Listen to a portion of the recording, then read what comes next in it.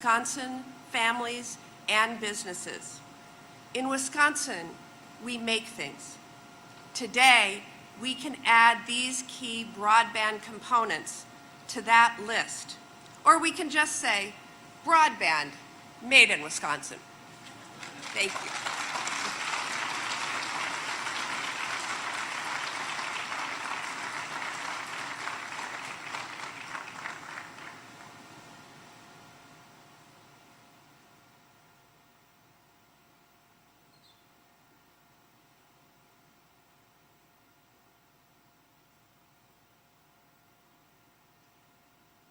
Please welcome U.S. Department of Commerce Secretary Gina Raimondo.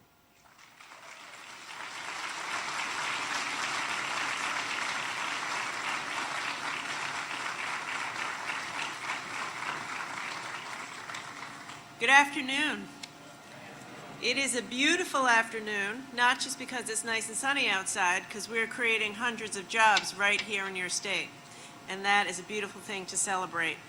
I want to thank you, Nokia and Sanmina and the whole state for welcoming us. I know the governor couldn't be here with us, but he's doing a fantastic job. I've known him for a long time because I used to be the governor of my state in Rhode Island, and I know he's a hands-on leader.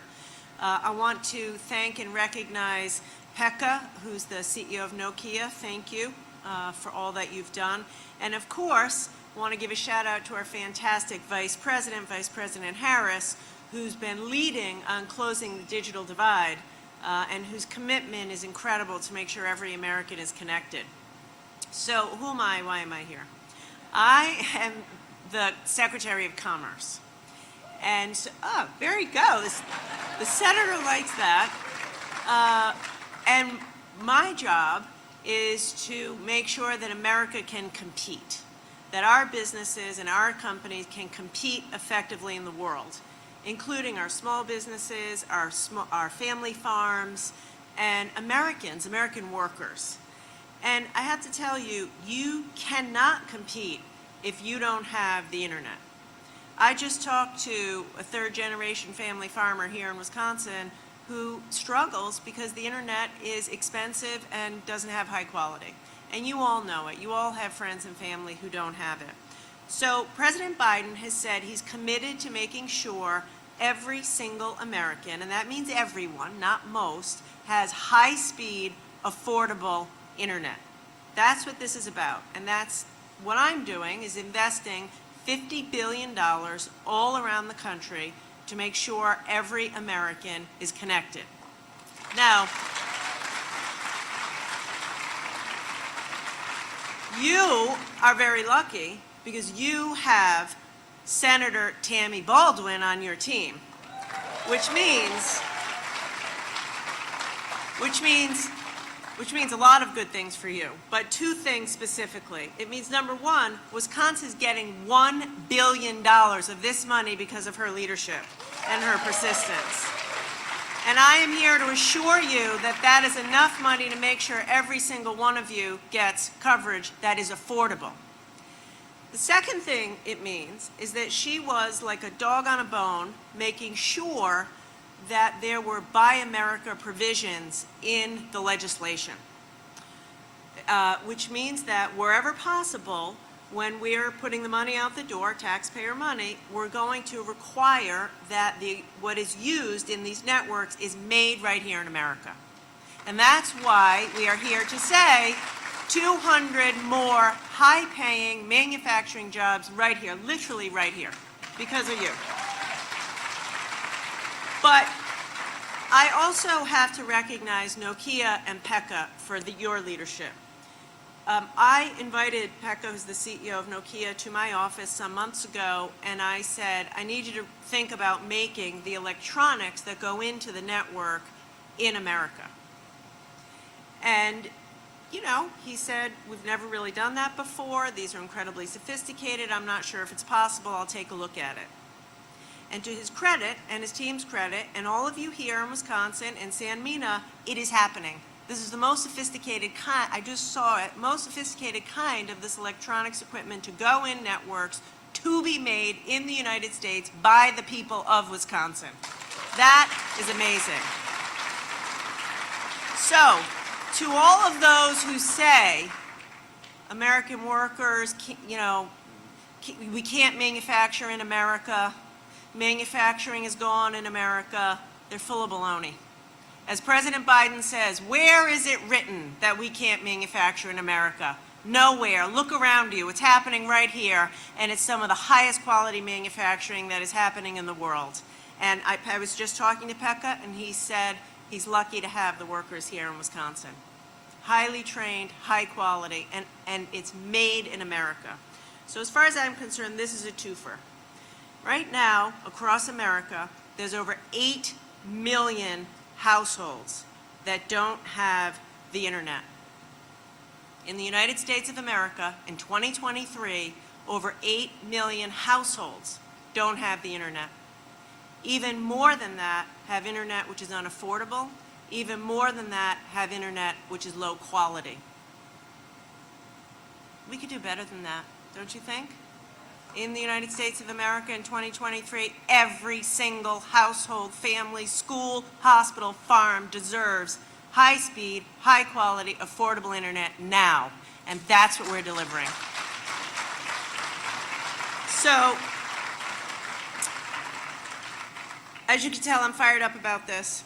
We're working with your governor. We're going to get it done on the ground. I'm grateful to your senator. And in a couple minutes, you have a huge treat, which is that you get to hear from a remarkable woman, Vice President Kamala Harris, who's taking the lead on broadband, who is committed deep in her bones to close the digital divide once and for all. So thank you for having me, and thank you for welcoming to Wisconsin.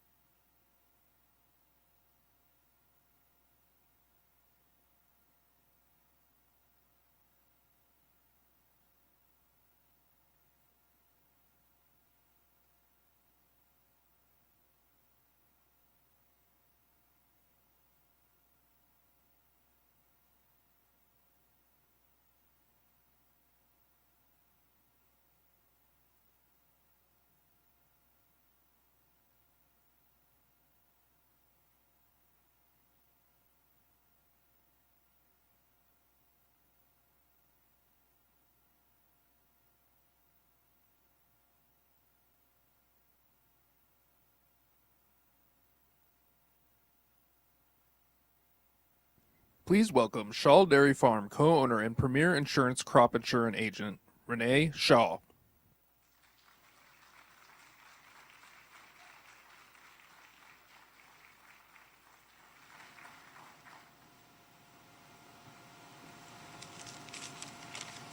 Hello, my name is Renee Shaw, and I'm excited to be here. I was born and raised here in Wisconsin, and I've been in agriculture my whole life. I'm a working mom, a farmer's wife, a crop insurance agent, a Racine County Farm Bureau member, and a community volunteer. I grew up on my parents' dairy farm, and now my husband with our families run Shaw Dairy Farm in southeastern Wisconsin. We live in the rural area, and I work from my home office selling crop insurance to local farmers. High-speed internet is important for our entire family. I depend on it for uploading crop insurance documents. My husband depends on it for doing work on the farm, and our daughter uses it for her homework assignments. That is why I am so excited that President Joe Biden and Vice President Kamala Harris, along with Secretary Ramonda, and also Tammy Baldwin, for your efforts and all the work you've put into this project to connect every home to high-speed internet. This project will create jobs and allow all of us to have more reliable internet, especially in the agriculture community. Thank you to all of you for bringing awareness and understanding how important this is. And now it is my privilege and honor to introduce and welcome the Vice President of the United States, Ms. Kamala Harris.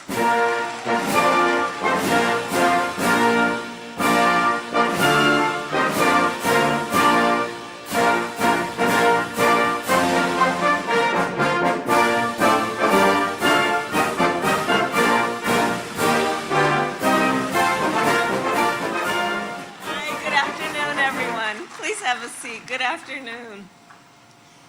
You did it, Renee. We were talking backstage with Ashley, her daughter, and what job does your mom not have? She's wearing a lot of hats, but the voice that she has provided, that your family provides about the importance of this is really critical, because it's an American story. And the work we are doing is to meet the needs of families around the country, families just like yours. So it is good to be back in Wisconsin. Hello, everyone. Good afternoon. And to be with so many incredible leaders, including, of course, our Secretary of Commerce, Dina Raimondo.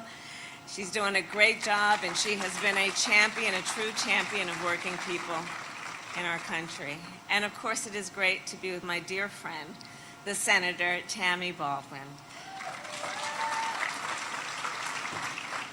So Senator Baldwin and I served together in the United States Senate, and it was one of my joys to serve with her. I have seen your senator in rooms when the cameras were on and when the cameras are off, and she is the same person every time. She is always a voice of reason, a determined voice, talking about the importance of uplifting, in particular, working people in our country and the working people of Wisconsin. She's always fighting for the needs and the dignity and the resources that folks deserve to have. So I thank you, Senator Baldwin, for your work. Thank you. Thank you.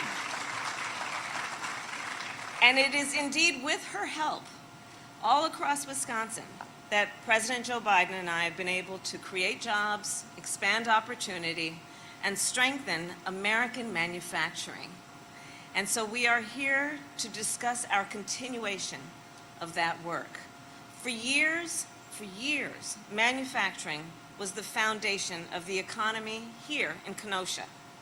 Manufacturing jobs created opportunity and prosperity and helped generations of working families thrive. Then, in the 1990s, as a result of global economic trends and, frankly, short-sighted national economic policy, American manufacturing began to falter, and thousands of good, steady jobs right here in Kenosha were shipped overseas. And this is one of many stories of its kind across our country. All across America, countless communities saw the anchor of their economy packed up and sent offshore. In fact, between 1990 and 2010, America lost more than 6 million manufacturing jobs. And for years, politicians have promised to bring those jobs back, but not delivered. So President Joe Biden and I decided to run for office because we believed it was time to fix this and to bring manufacturing jobs back to places like Kenosha, and to take our work, in particular, across the country and deliver for what the American family actually needs. So take, for example, our work on high-speed internet. As Renee explained so well, in America in the 21st century, high-speed internet is not a luxury. It is a basic necessity. And yet, when President Biden and I took office, 800,000 people in Wisconsin and 30 million people across our country did not have access to high-speed internet. And so we decided to do something about it. We invested $65 billion to lower the cost of high-speed internet plans and to build thousands of miles of fiber optic cable so that every family in America can afford to have access to high-speed internet. And when we made this investment, we knew that there would then be an increased demand for fiber optic cable and for other products that connect people to the internet. We knew that the demand would skyrocket. We knew companies would increase production and hire more workers. And whereas in the past, many of those jobs would have been created overseas, President Biden and I required that the materials and products used in these projects, from steel to electronics to fiber optic cable, must be made in America by workers in America. And we are determined to create jobs in America and keep jobs in America, all of which leads us to today. So today I am proud to announce that Nokia, a company based in Finland, will expand this factory here in Kenosha and hire up to 200 new employees. Yes.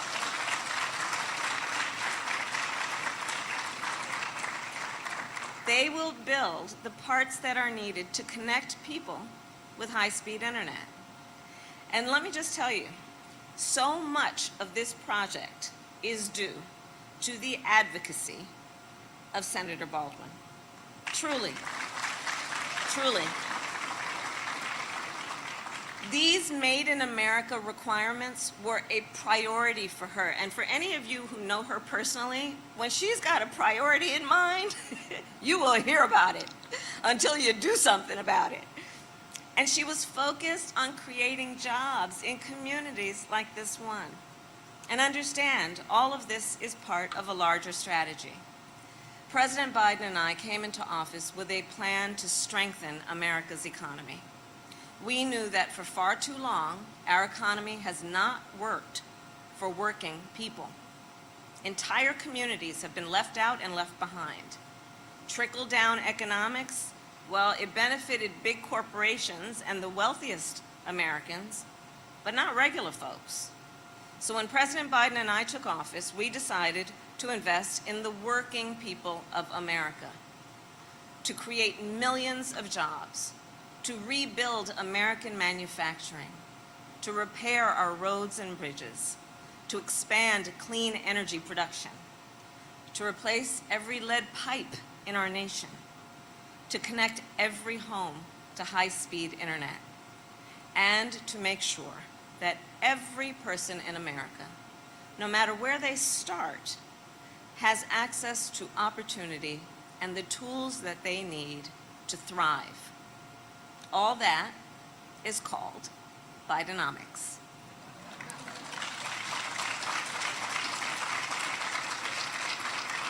It's a term we're very proud of, I must tell you, because Bidenomics is working. It's working. Since we took office, we have created more than 13 million jobs. That's more jobs created in 2.5 years than any administration has created in 4. Today, unemployment remains near record lows. Inflation has fallen 12 months in a row. Wages are up, and small businesses are thriving. In fact, in just our first 2 years, entrepreneurs applied to start more new small businesses than in any other 2-year period in history.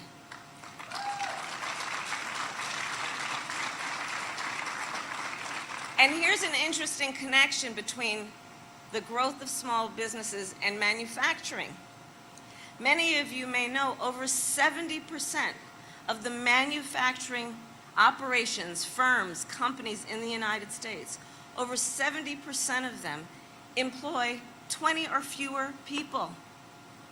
A lot of the manufacturing work that we do in America is done by our small businesses.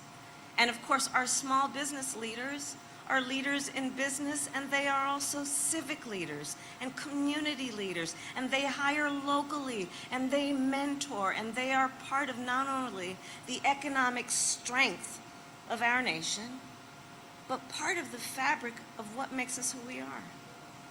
And so it is no coincidence that in that same time, American manufacturing has grown faster than it has in decades.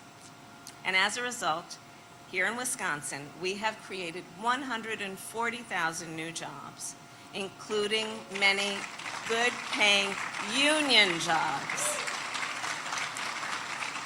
Jobs for the workers of IBEW who will install EV chargers along I-94. Jobs for the laborers who will upgrade 6 bridges along John Nolan Drive in Madison, where I once lived, by the way. I did. I've got some Wisconsin cred. Jobs for plumbers and pipe fitters who will replace lead pipes all across this state. So Wisconsin, together we are rebuilding America. Through Bidenomics, we are showing that when we invest in workers and families, when we create jobs and opportunity, when we roll up our sleeves and get to work, there is no limit to what we can achieve for Kenosha, for Wisconsin, and for our nation. God bless you, and God bless America. Thank you. Thank you.